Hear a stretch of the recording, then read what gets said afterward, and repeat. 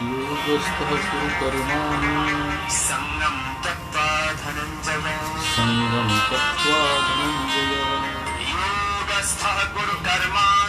योगस्थः कुरु कर्माणि सङ्गं त्यक्त्वा धनञ्जय सिद्ध-सिद्ध्योः समो भूत्वा समत्वं योग उच्यते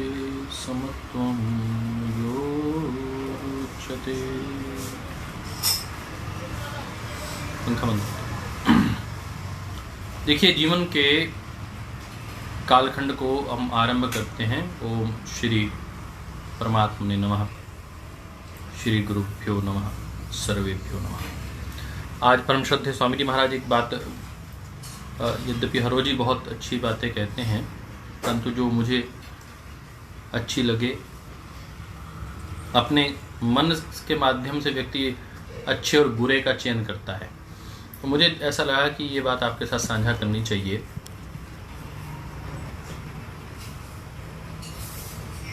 श्रद्धेय स्वामी जी ने कहा कि हम कर्म योग करते हैं, ज्ञान योग करते हैं, भक्ति योग करते हैं। यदि हम अकेले कर्म योग करेंगे तो भी हम अनुभूति को प्राप्त नहीं हो पा सकते।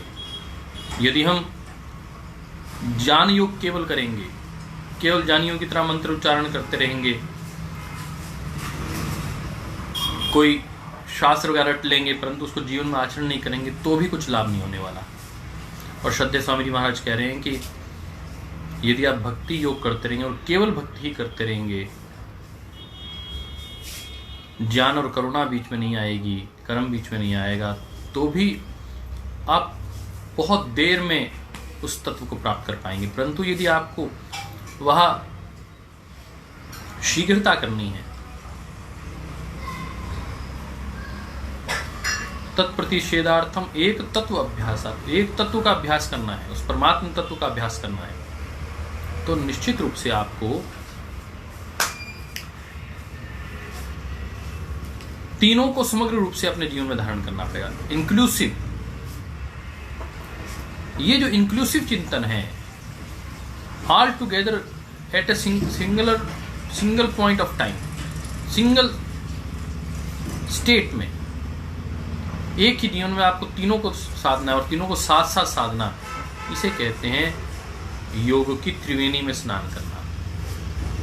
तो आइए, हम योग की त्रिवेणी में स्नान कर रहे थे। कल हमने बात की थी कि जो जीव है वह एक घट की तरह है, एक घड़े के समान है, और बहुत सुंदर इसमें चिंतन आ रहा था।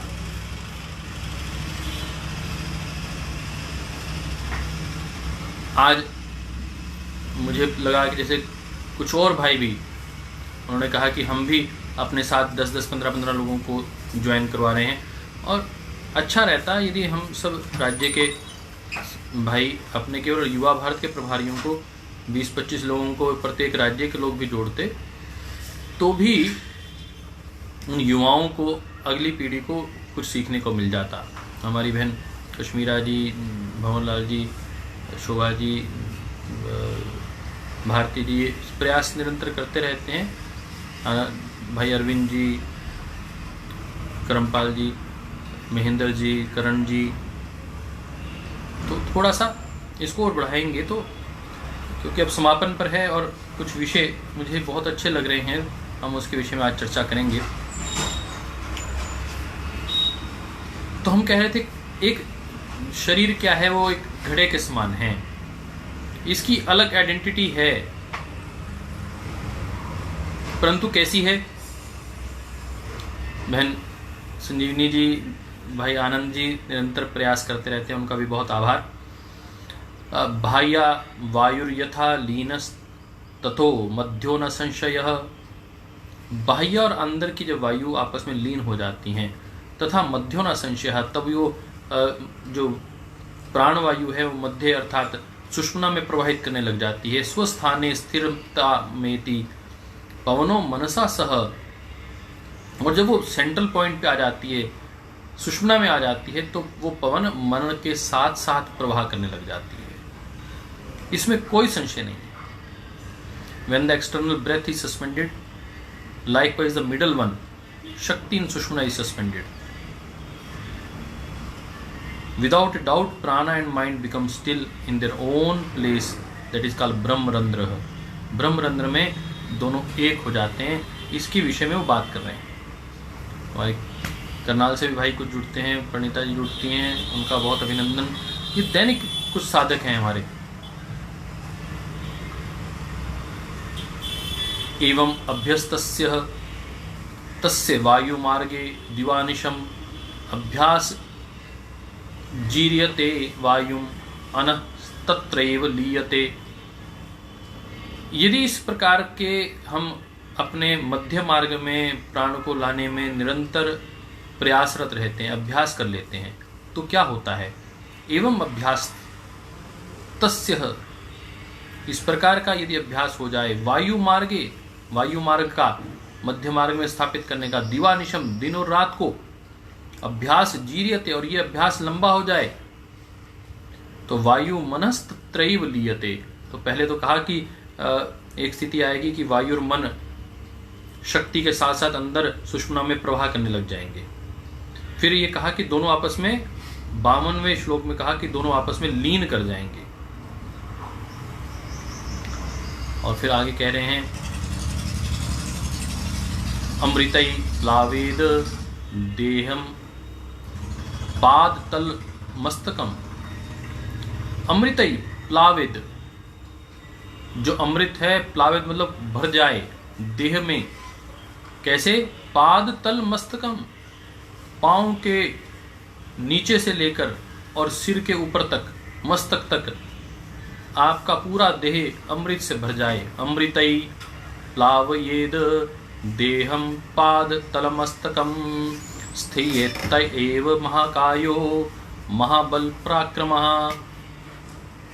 तो कहते हैं यदि इस प्रकार का अमृत तत्व भर जाएगा, नीचे से लेकर पाद तल मस्तक तक भर जाएगा, तो यह सिद्धि प्राप्त हो जाएगी। फिर आप महाकाय, सुपीरियर बॉडी मिल जाएगी, महाबल, सुपीरियर स्ट्रेंथ मिल जाएगी, और महापराक्रमी बन जाएंगे, immense valour. You will be the warrior, you will be having immense strength, valor. What exactly this nectar is, science is unable to say. The yogis call it ambrosia or amrit. Mriti is death, amrit is that which is beyond death and never dying. नहीं हुआ भाई, इसका वो update ही नहीं हुआ है। Death is a process of maya or prakriti, that which is beyond the influence of decay, and birth is beyond maya.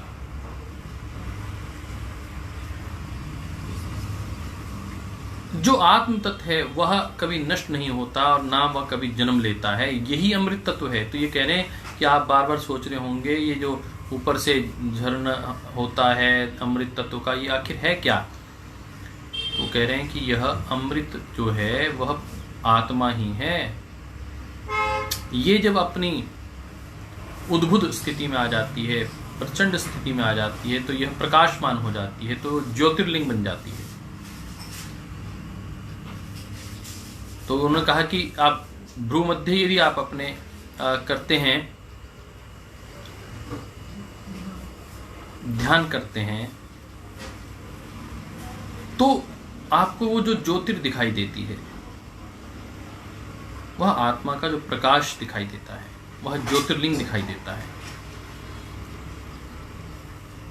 वही वह आत्मा ही है। वो जो मृत्यु से परे है, वो जो जरा से परे है, जो व्याधि से परे है, वही परमात्म तत्व का लक्षण है। जब ये पूरा शरीर उस आत्म तत्व से भर जाता है और जो मन है वह नकारात्मकता से विरक्त हो जाता है, when the whole body is filled with the nectar, the mind becomes intoxicated with the experience of आत्मा। यह अपने को ध्यान में रखने की बात है कि ये जो 72,000 नाड़ियों में उस आत्म तत्व का जो प्रत्येक सेल है उसके अंदर हर एक में आत्मा है। वह प्रत्येक आत्मा जब अपने आप में शक्तिशाली हो जाता है, बलवान हो जाता है, समर्थ हो जाता है, आत्मशक्ति से भर जाता है, अपने आप को कंट्रोल करने की शक्ति उसकी हो जाती है, मेंटेन करने की शक्ति हो जाती है, तो वो कहते हैं तब तो वह जागृत अवस्था became increasingly light, slim, agile, strong and immune of the disease. तो वो जो सेल है वो ब्राइट हो जाता है, स्ट्रॉन्ग हो जाता है, इम्यूनिटी उसकी बढ़ जाती है। यही आत्म तत्व एक एक सेल को जब बढ़ा देता है तो पूरा शरीर प्रकाशित होने लगता है, और वह प्रकाश तत्व जो है वह आत्मा की वजह से। इसके विषय में जैसे हिंदुओं में अध्यात्म में, वेदांत में कहा गया, वैसे ही बाइबल में भी इसके विषय में कहा गया है कि इस प्रकार की आत्म ज्योति से व्यक्ति प्रकाशित होता है। शक्ति मध्य मनः कृत्वा शक्ति मानस मध्यगामः मनसा मनः आलोक्य धारयेत परमं पदम। जब हम शक्ति को मन का सेंटर पॉइंट बना देते हैं, and mind the centre of शक्ति, और जो मन है, जैसे मन शक्ति के अंतर्गत चलने लग जाता है और शक्ति मन के अंतर्गत चलने लग जाती है, तो मनसा मन आलोक्य, तो मन को मनस की आंखों से देखते हैं। धार्यतम परमम पदम, तो इस स्टेट को क्या कहते हैं? That is the object of concentration. आप अपनी ही मन से अपनी मन को देखना आरंभ कर लेते हैं। मन के जो विचार चल रहे हैं वो मन ही है ना। जब उसको देखने लग जाते हैं तो वो एक स्टेट जो बनती है उसे ऑब्जेक्ट ऑफ कंसंट्रेशन कहते हैं। वो देशबंध चित्त से धारणा, तो वो धारणा की स्टेट बन जाती है। उसके विषय में चर्चा आ रही है। ख मध्य कुरु च आत्मना आत्म मध्य च खम कुरु सर्वम च खम अयम कृत्वा न किंचदपि चिंतयेत। वो कह रहे हैं कि मेकिंग द आत्मा द सेंटर ऑफ ब्रह्मा। ये आत्मा क्या है? ये ब्रह्मा का केंद्र बिंदु है। And making Brahma the centre of आत्मा, और ब्रह्मा को जब हम आत्मा का केंद्र बिंदु बना देते हैं, एक तरफ तो ये कह रहे हैं कि ब्रह्मा ही आत्मा का केंद्र बिंदु है, फिर वो कहते हैं कि आप अपनी आत्मा को, जो ब्रह्मा है उसको आत्मा का केंद्र बिंदु बना दो।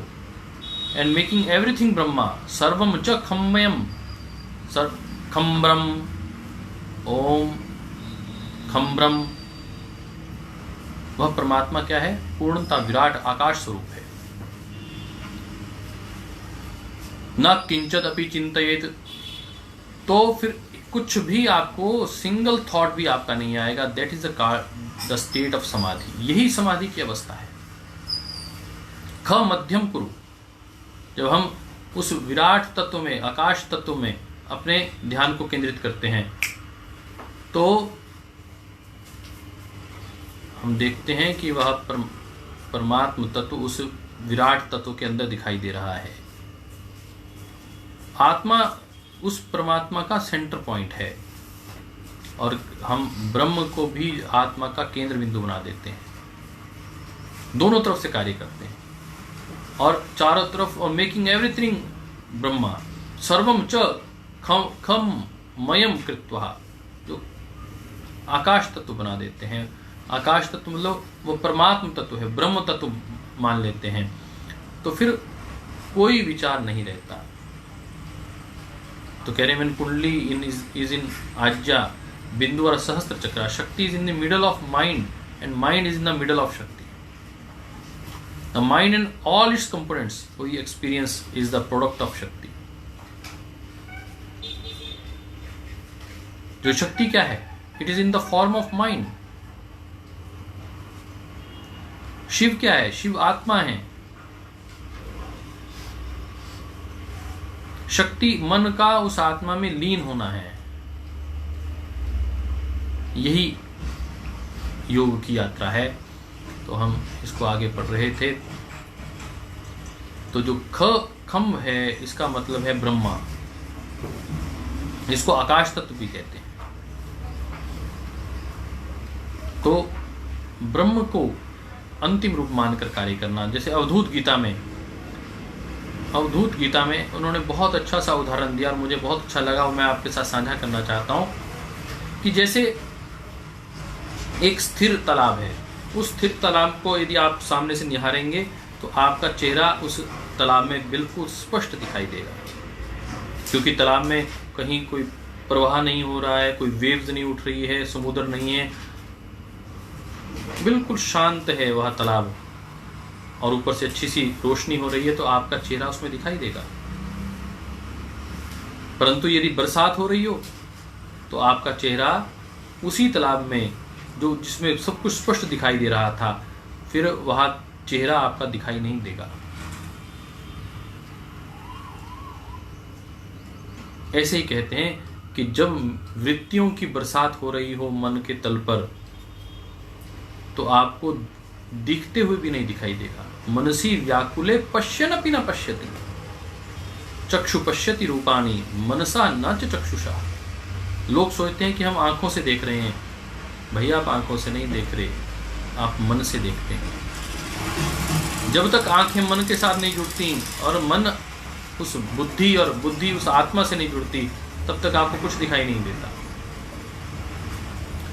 हम तो बहुत से लोगों को देखते हैं कि आंखें हैं परंतु दिखाई नहीं देता, और कई बार हम देखते हैं कि सब कुछ हम देख सकते हैं परंतु हमारा मन ऐसा विचलित होता है कि हमें दिखाई देते हुए भी दिखाई नहीं देता। मनसी व्याकुले पश्यन्नपि न पश्यति। तो ये इतना सुंदर उदाहरण इन्होंने दिया कि यदि तालाब में आपको सहज अवस्था में अपना चेहरा दिखाई दे जाएगा, परंतु यदि बरसात हो रही है, मन की वृत्तियां उठ रही हैं, शांत हो रही हैं, तो इसलिए कहा योगश्च चित्तवृत्ति निरोधा। यदि आप अपनी छाया देखना चाहते हैं, उस प्रतिबिंब को देखना चाहते हैं, उस आत्म तत्व को देखना चाहते हैं, तो आपको उस बरसात को रोकना पड़ेगा, उन वृत्तियों को रोकना पड़ेगा। यही योग है। Yoga is the cessation of the fluctuating patterns of the mind. How to cease the fluctuating pattern of the mind, this is called yoga. योगश्च चित्तवृत्ति निरोधा, रोकना।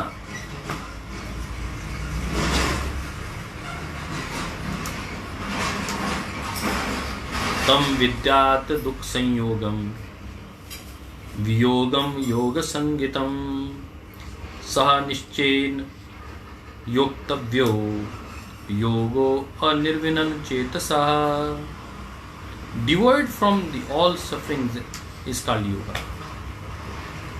उसको अलग करना, सीजेशन ऑफ योर ऑसिलेशन और the fluctuation of your mind is called योग। तो अवधूत गीता में दत्तात्रेय जी ने इसका उदाहरण दिया है कि पूल और रेन का। तो इसमें ये कह रहे हैं कि space is pervaded by Brahma but it is not pervaded by anything. जैसे हठ योग में कहा गया कि घड़ा होता है, घड़े के बाहर परमात्म तत्व है, अंदर भी परमात्म तत्व है, ब्रह्मा है और घड़ा ये आत्मा है। तो कहते हैं कि मैं नहीं मानता हूं कि घड़ा और आत्मा दो अलग, आत्मा और परमात्मा दो अलग अलग चीज हैं। ये तो एकांत हैं, एक ही हैं, एक आत्म है। ये तो द्वैतवाद नहीं, यहां पर एकात्मवाद है ये यहां पर। तो अवधूत गीता में दत्तात्रेय जी इसको स्पष्ट कह रहे हैं कि केवल और केवल वह परमात्मा तत्व ही, ब्रह्म तत्व ही है। क्योंकि जब घड़ा टूटता है तो वो पंच तत्व उसमें ही समाहित हो जाते हैं, वो आत्मा उसी में ही समाहित हो जाती है। फिर उसका उदाहरण दे रहे हैं कि कैसे समाहित हो जाती है। कहते हैं जो मन है उसकी कोई अपनी ताकत वो कुछ नहीं है। मन क्या है? मन आपकी स्मृति है, मन आपका वर्तमान है, मन आपका भूतकाल है। ये क्या है? कहते हैं इसकी कोई आकृति नहीं है, इसकी कोई स्थिति नहीं है। Union and separation exist neither to you nor to me. There is no you, no me, nor is there any universe. All verily is self alone. वह परमात्म तत्व एकमात्र वह परमात्म तत्व है और कुछ भी नहीं है। सब कुछ उसमें समाहित हो जाता है। जब मिट्टी से ही बना हुआ है घड़ा तो जब वो टूटेगा तो उस मिट्टी में ही समाहित हो जाएगा, तो रहेगी तो अल्टीमेटली मिट्टी ही, जो मूल तत्व है वो मिट्टी ही है। घड़ा तो उसका मैनिफेस्टेशन है, उस परमात्म तत्व से बना हुआ वो आत्मा है। कहते हैं जब एक आम आदमी ये सोचता है कि मैं तो अलग हूं, वो अलग है, वह आत्मा अलग है, वह आत्मा अलग है, वो व्यक्ति अलग है, वो व्यक्ति अलग है, कहने बिल्कुल गलत सोच रहे हैं। सारी की सारी कायनात, सब लोग, सब आत्माएं एक ही उस परमात्मा से जुड़ी हुई हैं, सबका आपस में एक रिलेशन है। And nothing can exist on its own, और कोई भी अपने आप में एग्जिस्ट नहीं करता।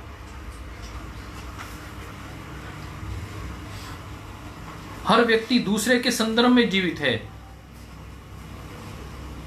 In order to exist individually, it has to be defined in relation to something else. वो उसका कुछ लगता है, वह उसका है, उसके रेफरेंस को दिखाकर उस व्यक्ति को जीवित माना जाता है। तो कहते हैं कि एक बहुत सुंदर उदाहरण उन्होंने सेब का दिया। उन्होंने कहा कि यदि सेब ऊपर से गिरता है या सेब आपको मिलता है, इसका मतलब कहीं ना कहीं वृक्ष है। A single apple represents the whole tree from which it came. Just because you cannot see the tree, when you look at the apple, does not prove that the tree does not exist. आपको ऐसा लगता है कि आपने पेड़ तो देखा नहीं, सेब कहां से आ गया? अरे भैया सेब है तो इसका मतलब पेड़ भी है, परमात्मा है। परमात्मा नहीं होती तो ये आत्मा नहीं होती, आत्मा नहीं होती तो ये संसार नहीं होता। आपको यह फल रूप में सेब मिल रहा है, इसका मतलब पेड़ कहीं है, और यह सेब जब समाप्त होगा तो ये मिट्टी में जाएगा और वह वहीं से बीज दोबारा पनपेगा और दोबारा वृक्ष होगा। यह जो सर्कल है, इस सर्कल को ही संसार कहते हैं। संसार निरंतर बदल रहा है। तो ये कह रहे हुए could say there was no individual existence of apple, but only the tree's growth and development are real. परंतु वह जो वृक्ष है, उसकी जो ग्रोथ है, उसका जो डेवलपमेंट है, वो सत्य है। It is like that with the coming and going of the souls, just as the potential of the tree and the apple extends and contracts, so does the entire universe of individual names, forms and begins within it. Another way of saying is center the Brahma, Atma in the Brahma, is realize that Atma is a potential Brahma. Realize Brahma just as the apple and tree are potentially no different from each other. जैसे एक सेब के वृक्ष से सेब और वह वृक्ष अलग अलग नहीं है, वैसे ही आत्मा और परमात्मा एक ही तत्व है। तो यह एक आत्मवाद की बात कर रहे हैं। अभी हमने वेदांत में द्वैतवाद की बात पढ़ी थी कि एक घड़ा है और घड़े के बाहर का एक स्पेस है। तो अब द्वैतवाद से एकात्मवाद की बात आ रही है। अब अगली बात करते हैं कि एकात्मवाद मतलब कि सब ब्रह्म ही है, हम सब ब्रह्मवंशी हैं और परमात्मा ही हमें बनाने वाला है और हम परमात्मा में ही समाहित हैं और कोई सत्ता नहीं है, इसलिए हमारा आपस में कोई ना कोई रिलेशन है और वो हमारा ब्रह्म तत्व ही हमारा रिलेशन है आपस में। हर व्यक्ति आपस में अटैच्ड है।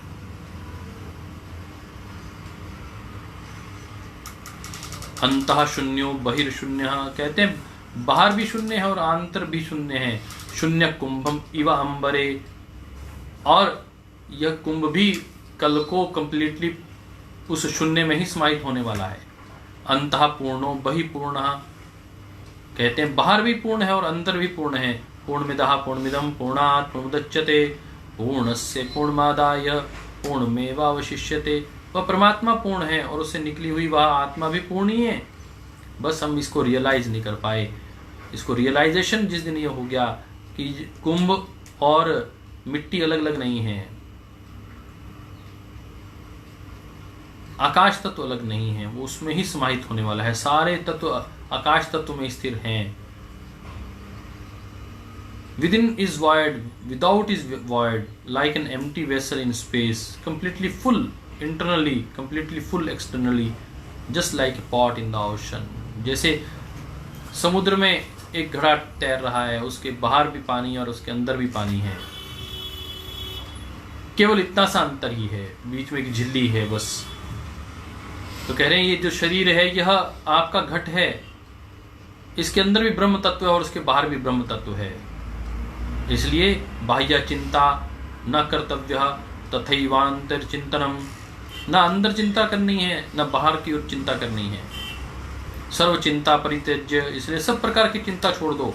न किंचित भी चिंतयेत, इसलिए कुछ भी चिंता करने की आवश्यकता नहीं। Without even a single thought, कोई विचार आपको कष्ट नहीं देगा यदि आप सब में ही उस परमात्मा तत्व को देख लोगे तो कह रहे हैं कि संकल्प मात्र कलने जगत समग्रम। तो कह रहे हैं ये जगत फिर कैसे बना? तो कह रहे हैं संकल्प मात्र से बना। Entire world is only the fabrication of the thought, the desire. परमात्मा की उस इच्छा से, संकल्प मात्र से यह संसार बना है। संकल्प मात्र कलने जगतः समग्रम, संकल्प मात्र कलनैव मनोविलासा, ये मन के थॉट से, ट्रांसिडेंशन ऑफ द माइंड, मन का विलास है। ये संकल्प से ये पूरा संसार दिखाई दे रहा है। संकल्प मात्र मतिम उत्सृजः निर्विकल्पः, और ये which is compose of constructed thought. मन ने जो बुद्धि में हमारे एक विजन बना दिया है, एक कंस्ट्रक्शन क्रिएट कर दिया, बस वही संसार है। निर्विकल्पम आश्रित्य निश्चम वाप्नुहि राम शांतिम। और जब आप इसको समझ जाते हैं तो आपको परमात्मा की, कह रहे हैं राम से वही शांति आपको प्राप्त हो जाएगी यदि आपने इसको समझ लिया। उपनिषद में इसको कहा गया everything as a full from which nothing can ever be separated because everything is still a part of that full। जब उस परमात्मा से कोई भी चीज अलग होगी तो भाई वो कह रहे हैं कि यदि गन्ने से एक पोरी अलग भी हो गई, एक टुकड़ा अलग भी हो गया, तो भी गन्ने का स्वाद तो वही रहेगा, मिठास तो वही रहेगी। उसकी मिठास में कैसे अंतर आ जाएगा? सेब का यदि आपने 5-10 भाग कर दिए, हर भाग में टेस्ट तो एक जैसा ही होगा। आपने संतरे के 10 फांके हैं, उस एक फांक का और बाकी फांकों का टेस्ट तो एक ही होगा। ऐसे उस परमात्मा से सब, जब आत्माएं एक साथ निकली हैं, एक ही उस परमात्मा तत्व के साथ जुड़ी हुई हैं, तो सब में उस ब्रह्म वंश के अंदर सात्विकता होगी। केवल मात्र उसको रियलाइज करने की आवश्यकता है, उस शक्ति को रियलाइज करने की आवश्यकता है। तो यही रियलाइजेशन है और यही ट्रांसफॉर्मेशन है। जब हम इस शक्ति को उस शिव के साथ जोड़ देते हैं, उस ट्रांसफॉर्मेशन में आ जाते हैं, तब हम कह उठते हैं चिदानंद रूपम शिवोहम शिवोहम, चिदानंद रूपम शिवोहम शिवोहम। यही निर्वाण षटकम है। आज कोशिश करिएगा आप अपने YouTube पर जाकर निर्वाण षटकम डालिएगा, तो ये बहुत सुंदर सा गीत आपको सुनाई देगा और आपको बहुत आनंद भी आएगा। चिदानंद रूपम शिवोहम शिवोहम। तो फिर आपको पता चल जाएगा वास्तविक रूप से हमारी आइडेंटिटी क्या है। तत्वमसी, जो स्वामी जी महाराज बार बार कहते हैं, तत्वमसी, वह तत्वमसी, मैं वैसा ही हूं जैसा वो है। तत्वमसी श्वेत केतु, अहम अयम आत्मा ब्रह्मा, मेरी जो आत्मा यही ब्रह्म है। परंतु इसको रियलाइज करना, उस शक्ति को अपने अंदर महसूस करना, ये अपने आप में बहुत कठिन कार्य है। The subtle essence of the purest existence is within and without all, just as the same all pervading space is inside and outside a jar, so that वो परमात्मा बाहर और अंदर एक जैसा है। Actually that is the only one real state and all other qualifications are only relative definitions which are ultimately illusory। बाकी सब तो मोहजनक बातें हैं, कहने की बातें हैं, परंतु वास्तव रूप में परमात्मा तत्व एक है। और वो कह रहे हैं कि कोई घड़ा गुड़ा वाली, कोई जो आप कह रहे हैं ना घड़ा है, बिल्कुल नहीं है। there is no pot, there is no pot's interior space, neither is there an individual soul nor the form of individual soul, no the absolute Brahma। वो कहते हैं बस अंतिम रूप में आपको केवल परमात्मा के ऊपर ध्यान लिंगम उस ध्यान कहाँ करना है, उस परमात्म तत्व पर ही करना है, क्योंकि अब वो आत्म तत्व पे भी करने के लिए नहीं कह रहे, करेंगे वो परमात्म तत्व पे ही ध्यान करो, क्योंकि वो ही अंतिम सत्य है, वो ही है सब कुछ। ये आत्मा भी तो उसमें से निकली है। आप एप्पल पे ध्यान क्यों कर रहे हो, सीधा वृक्ष के ऊपर करो ना, सेब के वृक्ष के ऊपर ही ध्यान करो। There is no spot space or no pot, no individual body, no individual soul. There is no distinction of cause and effect. कारण शरीर और कार्य शरीर कुछ नहीं है। तो ये इस बात को बहुत जिम्मेदारी से आगे बढ़ा रहे हैं। In the ultimate state of experience, there is no differentiation between anything. जब समाधि की अंतिम अवस्था होती है तो उसमें कुछ भी अलग नहीं रहता, nothing is separate. However, when there is ignorance of total experience, then the experience of separation of consciousness and the experience of duality cannot be denied. जब तक वह समाधि की स्थिति नहीं बनती तब तक हम द्वंद्व की स्थिति में रहते हैं कि ये अपना है या नहीं है। जिस वक्त वो परमात्म तत्व की उपलब्धि हो जाती है तो फिर हम 100% मान लेते हैं कि वह फिर वो ड्युअलिटी खत्म हो जाती है। ड्युअलिटी जब खत्म हो जाए, द्वंद्व जब समाप्त हो जाए और व्यक्ति निर्द्वंद हो जाए, निर्बीज हो जाए, निर्विचार हो जाए, निर्विकल्प हो जाए, वही समाधि की स्थिति है। तो निर्विकल्प निर्बीज समाधि की ये चर्चा कर रहे हैं।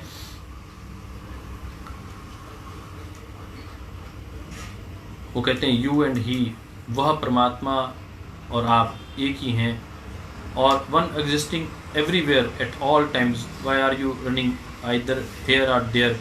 वह परमात्मा तो हर जगह है, उपलब्ध है, तो फिर आप इधर उधर क्यों भटक रहे हैं, क्यों किसी यात्रा के चक्कर में पड़े हैं, क्यों किसी तीर्थ के चक्कर में पड़े हैं। वो कह रहे हैं कि यदि आप घड़े की ही बात मान लेते हैं तो वैसे मान लें कि घड़े के अंदर भी, अंदर से घड़ा खाली है तो अंदर भी आकाश तत्व है और बाहर भी आकाश तत्व है। और जब ये घड़ा टूटता है तो वह अंदर का आकाश तत्व उस परमात्म तत्व के आकाश तत्व से मिल जाता है। यह मृत्यु नहीं है, यह उसकी प्राप्ति है। बस इसको समझना है तो आप अस्तित्व को समझ लेंगे।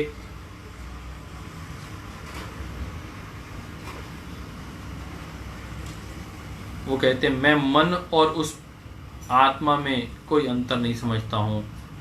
तो हठयोग प्रदीपिका में स्वामी परमात्मा स्वात्मानंद जी कह रहे हैं कि उन्होंने भगवान श्री राम का नाम लिया, ओ रामः।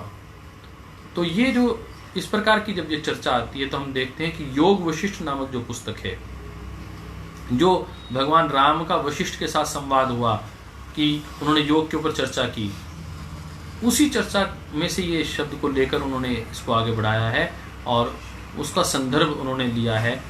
तो हम भी उस संदर्भ को ध्यान में रखते हुए कि ये स्वामी स्वात्माराम जी ने अपने जो पूर्व लोग हैं, योग वशिष्ठ मानिए, जो भगवान राम और वशिष्ठ के बीच में जो संवाद है, उस संवाद को लेते हुए कहा है कि वह एक ही तत्व है। और ये सब जो इवोल्यूशन ऑफ द वर्ल्ड है, it is all on the desires. तो कर्पूरम अनले यद्वः सैंधवम सलिले तथा तथा संधीयमानं च मनस्तत्त्वैव विलीयते। जैसे कपूर जब हम अग्नि में उसको अर्पित करते हैं, कपूर अपनी सारी की सारे फॉर्म को, अपनी जो आकृति है उसको खो देता है और आग में ही समाहित हो जाता है, फिर उसको आग से अलग नहीं किया जा सकता। जैसे नमक को जब जल में डाला जाता है या समुद्र के पर जल में देखा हमने कि नमक उसमें मिला ही हुआ है, उसको अलग नहीं किया जा सकता। ऐसे ही जो मन है वो आत्मा में विलीन हो जाता है जब समाधि की अवस्था प्राप्त होती है। इसको वो बार बार बता रहे हैं। कहते हैं कि पूरा यदि गिलास भरा हुआ है दूध से, उसमें और दूध नहीं आ सकता, परंतु उसमें 1 चम्मच शक्कर आ जाती है, क्योंकि शक्कर उसमें अपना अस्तित्व खो देती है और वह उसमें समाहित हो जाती है। कुछ ऐसा ही हमारी जो स्थिति है कि मन उसमें पूर्णतः समाहित हो जाए। और जब वो समाहित होगा तो क्या वो बचेगा? हाँ भैया बचेगा। वो जो कारण शरीर है वो बचेगा। वो क्यों बचेगा? क्योंकि वो उसका टेस्ट रहेगा, वो नहीं बचेगा, उसका टेस्ट रहेगा। जैसे नमक का टेस्ट रहेगा यदि पानी में मिला दिया जाए, दूध में यदि शक्कर को मिला दिया जाए, शक्कर अपना अस्तित्व खो जाएगी परंतु अपना टेस्ट दे जाएगी।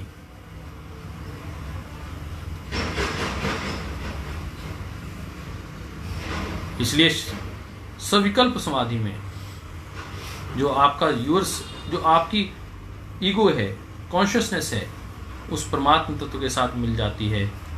और इन निर्विकल्प समाधि आप उस परमात्मा में विलीन हो जाते हैं, उसमें समाहित हो जाते हैं। जब आप समाहित हो जाते हैं तो क्या होता है? गेयम सर्वम प्रतीतिम च जानम च मन उच्यते। जानम गेयम समम नष्टम नान्य पंथा द्वितीयक। फिर और कोई रास्ता ही नहीं है, कुछ नहीं है। There is no duality, no second way. All that can be known, all that is known, and the knowledge is called mind. वो जिसको हमें जानना था या जो जानने योग्य था वह सब मन के द्वारा ही तो था। जब वो मन ही नष्ट हो गया, अब और किसको जानोगे? किसको समझने की कोशिश करोगे? फिर आपको कोई द्वंद्व रहेगा ही नहीं।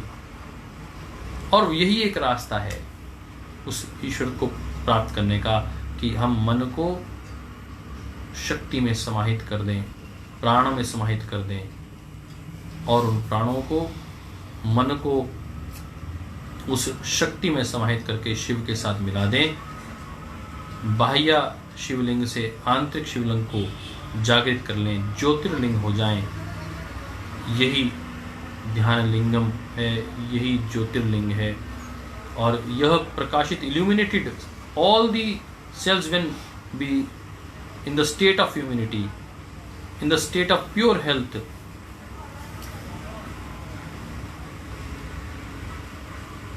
and when they will be illuminated, the whole body will illuminate, your aura will illuminate. यही अमृत तत्व को धारण करना है। अर्थात एक एक सेल की आत्मा जब जागृत हो जाएगी और सब अपने पे कंट्रोल करने लग जाएंगे, लिबरेशन को प्राप्त हो जाएंगे, तो आपका पूरा शरीर ही जागृत अवस्था में आ जाएगा और वह ज्योतिर्लिंग बन जाएगा। गेयम सर्वम प्रतीतिम च, all that can be known, जो आपको जानना है, ऑल दैट इज नोन, जो आपको ज्ञात है, एंड द नॉलेज, जो आपको ज्ञान की प्राप्ति हो चुकी है, वो सब क्या है? Is called mind. वह माइंड है। When the knower and that which is known are lost together, जब उस जिसने जानना था और जिसको जानना था वो दोनों आपस में समाहित हो गए, फिर द्वंद्व बचा क्या? जानम गेयम समम नष्टः। दोनों, जिसको जानना था और जिसने जानना था, जिसको जानना था परमात्मा, जिसने जानना था वह आत्मा, ये दोनों आपस में ही जब एक हो गए तो नान्य पंथा, फिर तो दो, उसमें कोई ड्युअलिटी रहती ही नहीं। तो इतनी सी बात कहकर किस प्रकार के सुंदर उदाहरण आ रहे हैं। शक्कर का दूध में, नमक का जल में, और पानी के तालाब में किस प्रकार बरसात का उदाहरण आया। मुझे लगता है कि ये बहुत आनंददायक स्थिति है। एक भाई लिख रहे हैं ज्योत से ज्योत मिलाना। हाँ, निश्चित रूप से यही मन की ज्योति को उस परमात्म ज्योति में ब्रह्मवंशी बनना, यही सबसे बड़ा तत्व है। जैसे परम श्रद्धेय स्वामी जी महाराज कहते हैं कि हमारी कोई जाति प्रांत से हम बंधे नहीं हुए हैं, हम सब ब्रह्मवंशी हैं, हम सब उस परमात्मा की डोर से बंधे हुए हैं। इस भाव के साथ आइए चलते हैं डॉक्टर ज्योति के पास, जिन्होंने कल नेत्र के विषय में बताया था, आज कान के विषय में बता रहे हैं कि किस प्रकार वह ज्योतिर्बिंदु उस नाद को सुन पाएगा उस कर्ण के माध्यम से। डॉक्टर ज्योति।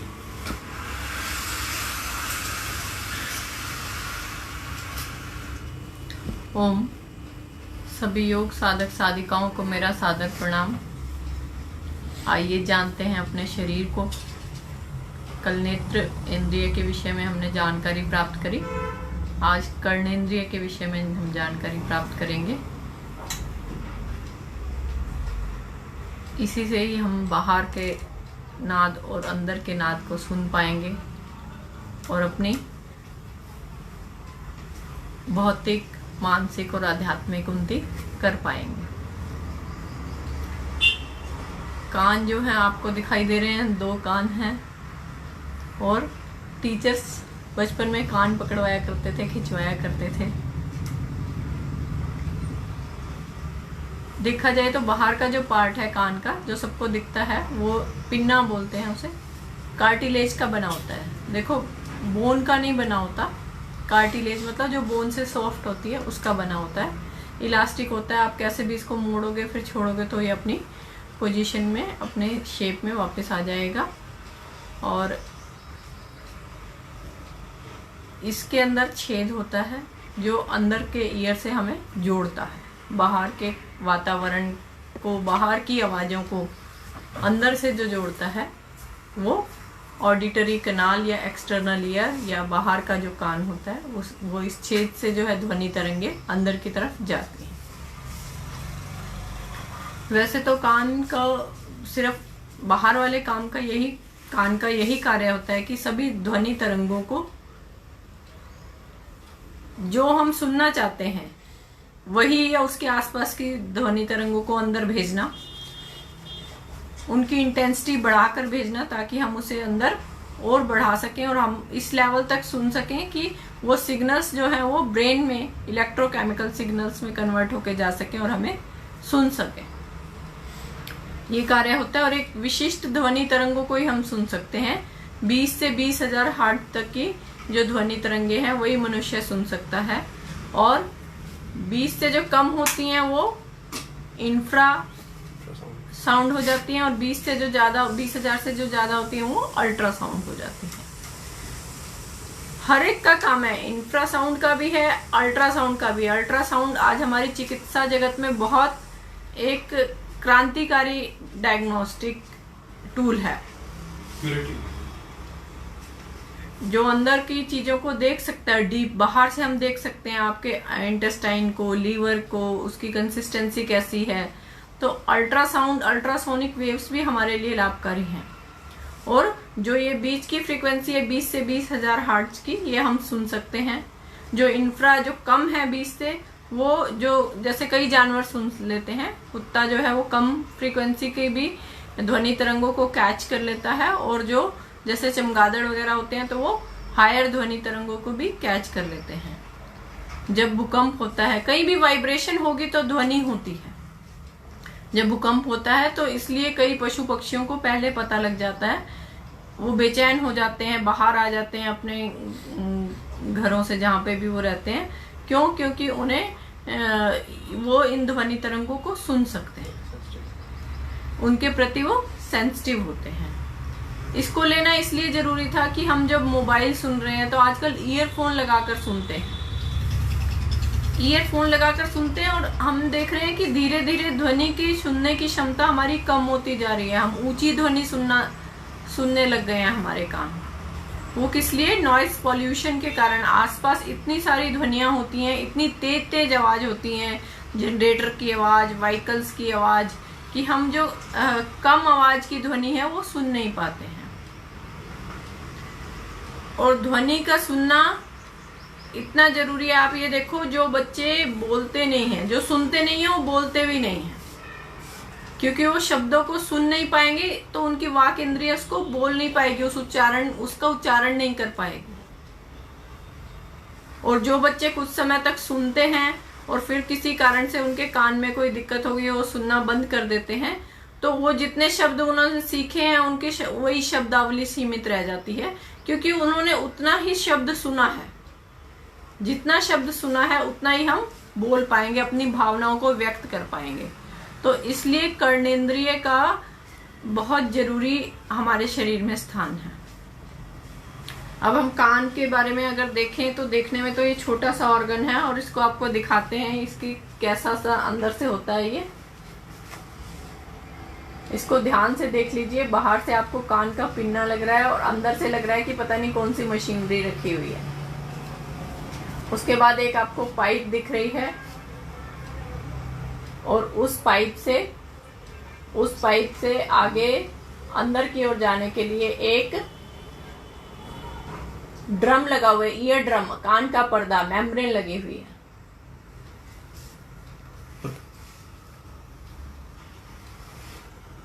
तो ये कान आप देख पा रहे हैं। अब हम आज सिर्फ एक्सटर्नल ईयर के बारे में जानेंगे। 3 तरह के ईयर के भाग कर लेते हैं हम, एक्सटर्नल, मिडल और इनर। एक्सटर्नल जो है बाह्य कर्ण, फिर मध्यम और फिर आंतरिक। कान का फंक्शन एक सुनना होता है और एक और मेन फंक्शन होता है कान का, वो आपको आगे अभी बताएंगे। आप खड़े हो पा रहे हैं, आप इधर घूम जाते हैं उधर घूम जाते हैं लेकिन गिरते नहीं हैं। जो बैलेंसिंग का काम होता है वो कान के कारण होता है। अगर इंटरनल ईयर में रोग होगा तो बैलेंस नहीं बनेगा, चक्कर आएंगे और आप नीचे गिर जाओगे। तो इतना इम्पोर्टेंट काम है कान का, कर्णेंद्रिय का। एक तो सुनना और दूसरा सुनेंगे तो हम बोलेंगे और उसके बाद बैलेंसिंग करना, हेड की बैलेंसिंग करना, सिर की बैलेंसिंग करना, हमें गिरने से बचाना। ये सभी कर्ण के, कान के महत्वपूर्ण कार्य हैं। अब एक्सटर्नल ईयर को देखा जाए, बाहर के ईयर को, तो एक वो सिंपल सी पाइप होती है जिसमें से जो आवाज हमने सुननी है वही वो ईयर कैच करता है और उसको अंदर की तरफ, मिडल ईयर की तरफ पास करता है। और वहां पर ईयर ड्रम लगा होता है, एक कान का पर्दा लगा होता है। बाहर वाले कान को बीच वाले कान से जो सेपरेट करेगा, मस्कुलर जो वो लेयर होती है, वो ईयर ड्रम होता है, कान का पर्दा। कई बार सुनते हैं कान के पर्दे में छेद हो गया, कान का पर्दा फट गया, उसके कारण क्या होता है, सुनता नहीं है, क्योंकि उसके ऊपर जाके वो टकराती नहीं है, साउंड वेव्स, वाइब्रेशन नहीं होती है, तो इसलिए अंदर की मूवमेंट नहीं होती है। कान में, तीनों कानों में, बाह्य में, मध्य में और अंतर में एक दूसरे से ऐसी अटैचमेंट है कि एक की वाइब्रेशन दूसरे को वाइब्रेट करेंगे और दूसरे की फिर अंदर वाले कर्ण को वाइब्रेट करेंगे, तब पूरी सुनने की क्षमता जो है, हमारी सुनने का कार्य जो है वो पूरा होगा। तो बाह्य कर्णेंद्रिय में क्या होता है, वैक्स होती है, ईयर वैक्स, वो सिक्रीट होती है। छोटे छोटे बाल होते हैं ताकि कोई जो कण है, धूल के कण है, वो अंदर की तरफ ना जा पाए, बाहर ही रुक जाए। और ईयर वैक्स भी जो होती है वो हम उसे ठीक से निकालना चाहिए। हम क्या करते हैं, वैसे तो निकालने की जरूरत नहीं होती है उसको, वो अपने आप ही धीरे धीरे डिजॉल्व होके अंदर ही एब्जॉर्ब होती रहती है। लेकिन उसको जब निकालते हैं क्या करते हैं, हम उसको और अंदर कर देते हैं। कई बार दबाते हैं जिससे निकालना होता है और वो हम और अंदर उसको करते जाते हैं, जिससे वो क्या होती है, कई बार बहुत सारी वैक्स जमा हो जाती है। और कई बार उसको, आजकल तो वैक्स डिजॉल्व करने के लिए मेडिसिन दी जाती है, उसको डिजॉल्व करके भी निकाल देते हैं। और पहले क्या होता था, कान में तेल डालते थे, कान में तेल डालते थे तो फिर उससे जब कान ऐसे करते थे दूसरी तरफ, तो वो तेल के साथ बह के बाहर आ जाती थी जो भी गंदगी होती थी। तो इस और कान की इंद्रियों का पोषण भी होता था। जो तेल लगाना, सिर पे तेल लगाना, बादाम रोगन लगाना, हम इंद्रियों को पोषण कैसे दे सकते हैं, आंख खोल के उसके अंदर तो डाल नहीं सकते घी। जो सिर है, सिर पे और आसपास चेहरे पे, गर्दन पे मालिश करके हम उसको पोषण दे पाते हैं इंद्रियों को, इसलिए इनका मालिश करना जरूरी है। आंखों के लिए, कान के लिए, नाक के लिए, सिर के लिए, तालू के लिए, इन सब के लिए इनको जो हम तेल या घी की मालिश करते हैं वो एक किस्म से हम पोषण देने का कार्य करते हैं। अब एक्सटर्नल ईयर में से रास्ता बंद कर दिया कि कोई भी गंदगी अंदर नहीं जाएगी, सिर्फ साउंड वेव्स अंदर जाएंगी, जो आवाज है वो अंदर जाएगी। और अंदर से भी कोई, अब कान, कोई चीज हमने मारी तीखी, कोई चीज अंदर गई तो उसने पर्दा जो है वो फाड़ दिया। और जो मिडल ईयर है, अगर उसमें कोई दिक्कत हो गई, इंटरनल ईयर में कोई दिक्कत हो गई, तो वो भी अपना सामान बाहर कहाँ से निकालेगा, कान के पर्दे को फाड़ के बाहर निकालेगा। तो इसलिए कान बहने लग जाता है, पस आने लग जाती है। तो वो क्या होता है, जो अंदर जो आपका पानी जमा हो गया, पस जमा हो गई है, कफ जमा हो गया, वो जब ज़रूरत से ज़्यादा हो गई है या पैथोलॉजी हो गई है, वहाँ कोई इन्फेक्शन हो गया है, तो वो बाहर आने लग जाएगी। वो इंटरनल मध्यकरण जो है उसमें उसके इन्फेक्शन के कारण वो बाहर आती है ईयर ड्रम में छेद करके। तो ये हो गया एक्सटर्नल ईयर और मिडल ईयर। मिडल ईयर में क्या होता है, 3 छोटी प्रकार की बोन्स होती हैं, बहुत छोटी छोटी बोन्स होती हैं। आप ये देखो, कान के अंदर भी हड्डियां लगा दी, और वो भी एक हड्डी नहीं है, इतनी सारी हड्डियां हैं। मैलस, इंकस, स्टेप्स, 3 बोन्स होती हैं उसके अंदर, और जो स्टेप्स होती है वो सबसे छोटी बोन है इस शरीर की। तो कान के अंदर भी इतनी हड्डियां हैं, मैलस, इंकस, स्टेप्स, वो पर्दे से जुड़ी होती हैं, और इनका आपको बाकी फंक्शन कल बताऊंगी। मिडल ईयर, इंटरनल ईयर, कान के रोग क्या क्या होते हैं, और कान के लिए लाभदायक प्राणायाम और डाइट जो भी हम फॉलो कर सकते हैं वो आपको कल बताया जाएगा कर्णेंद्रिय के विषय में। कोई भी आपके इसके संबंधित सवाल हो या सुझाव हो भेज दीजिए, और हम उसका उत्तर देने का प्रयास करेंगे। और अब चलते हैं सत्र के समापन के लिए आदरणीय डॉक्टर साहब के पास। आइए देखिए, बाहर छोटा सा एक पर्दा सा दिखाई दे रहा है, अंदर कितनी विस्तृत मशीन लगा रखी है भगवान ने, उसको समझने का प्रयास करते हैं। आइए शांति, सबके मंगल के लिए, सबके जीवन में आरोग्य और शांति के लिए प्रार्थना करते हैं उस परमपिता परमात्मा से।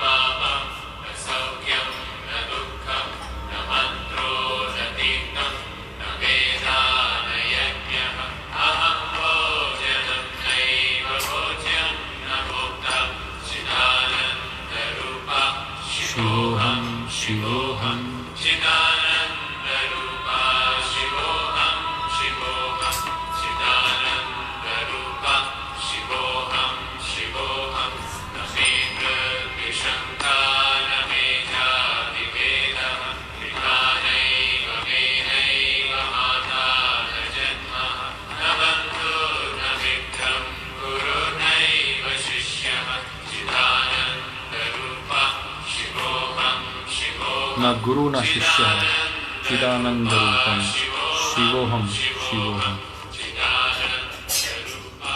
शिवोहम शिवोहम। सर्वे भवन्तु सुखिनः, सर्वे सन्तु निरामया, सर्वे भद्राणि पश्यन्तु, मा कश्चित् दुःखभाग् भवेत्। ओम शांति शांति शांति। ओम श्री परमात्मने नमः। श्री गुरुभ्यो नमः। सर्वेभ्यो नमः। सर्वेषाम् अपि सुखिनो भवन्तु। आप सब साथियों का बहुत आभार। हम एक अच्छा परिवार, एक अच्छा समाज, एक अच्छा राष्ट्र बनाना चाहते हैं, तो एक अच्छा परिवार बनाना होगा।